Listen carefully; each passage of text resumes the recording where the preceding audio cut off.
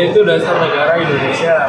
Konsep demokrasi Pancasila merujuk pada sistem politik keberagaman di Indonesia, di mana demokrasi dijalankan berdasarkan prinsip-prinsip dan nilai-nilai Pancasila.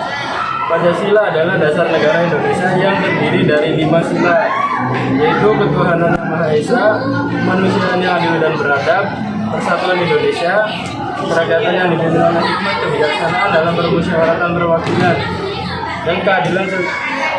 Demokrasi Pancasila mengacu pada prinsip demokrasi yang diintegrasikan dengan nilai-nilai Pancasila tersebut. Ciri demokrasi Pancasila: 1. Dasar nilai Pancasila. 2. Kedaulatan rakyat. 3. Keberagaman dan toleransi. 4. Gotong royong. 5. Perlindungan hak asasi manusia. 6. Partisipasi publik. 7. Sistem ketatanegaraan. Adalah aspek demokrasi Pancasila. Yang pertama ada kedaulatan rakyat, yang kedua kekuasaan terbesar atau checks and balance, yang ketiga partisipasi publik, yang keempat perlindungan hak asasi manusia, yang kelima keberagaman dan toleransi, yang keenam pembangunan berkelanjutan. Prinsip demokrasi Pancasila: 1. Kedaulatan rakyat. 2. Kemanusiaan yang adil dan beradab. 3. Persatuan Indonesia. 4. Kerakyatan yang dipimpin oleh hikmat kebijaksanaan dalam permusyawaratan perwakilan. 5. Keadilan sosial bagi seluruh rakyat Indonesia. Demokrasi Pancasila: 1. Pemilihan umum. 2. Sistem ketatanegaraan. 3. Partai politik. 4. Mekanisme konsultasi publik. 5. Pelindungan hak asasi manusia. Lembaga Demokrasi Pancasila adalah sistem politik di Indonesia yang mengintegrasi prinsip demokrasi dengan nilai Pancasila.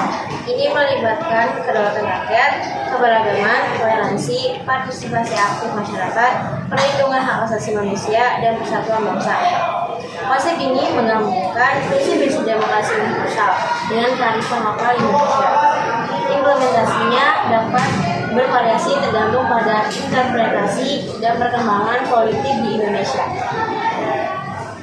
Orde Baru atau sering disingkat Orba adalah sebutan bagi masa pemerintahan Presiden Jenderal Soeharto di Indonesia. Orde Baru menggantikan Orde Lama yang merujuk pada era pemerintahan Soeharto. Kelahiran Orde Baru diawali dengan dikeluarkannya surat pemerintah 11 Maret 1966. Orde Baru berlangsung dari tahun 1966 hingga 1998. Dalam jangka waktu tersebut, ekonomi Indonesia berkembang pesat meskipun hal ini terjadi bersamaan dengan praktik korupsi yang merajalela dan pengekatan kebebasan berpendapat. Yang pertama, Soeharto sebagai tokoh utama Orde Baru dipandang sebagai sosok pemimpin yang mampu meloloskan bangsa Indonesia dari keterpurukan. Yang kedua, Soeharto berhasil membubarkan Partai Komunis Indonesia atau PKI yang menjadi musuh Indonesia pada masa itu.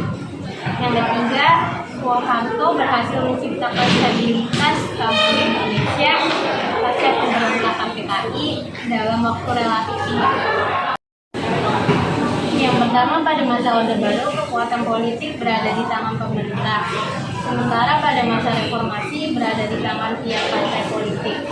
Yang kedua, pada masa Orde Baru, Presiden dan Wakil Presiden dipilih oleh Majelis Permusyawaratan Rakyat atau MPR. Sementara pada reformasi dipilih secara langsung oleh rakyat. Setelah masa Orde Baru berakhir atas tuntutan masyarakat, pemerintahan di Indonesia hingga kini masuk ke era reformasi. Pada masa reformasi ini, demokrasi sudah lebih terjamin dan dapat dilaksanakan oleh semua golongan masyarakat.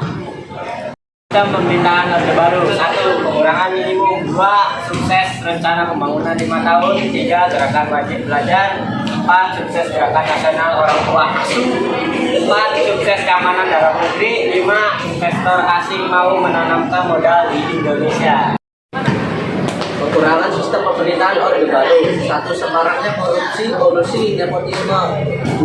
Pembangunan Indonesia yang tidak merata dan timbulnya kesenjangan pembangunan antara pusat daerah. Sebagian disebabkan karena kekayaan daerah besar disedot ke pusat.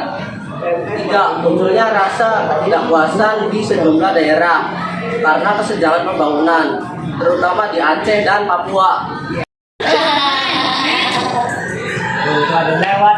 kamu.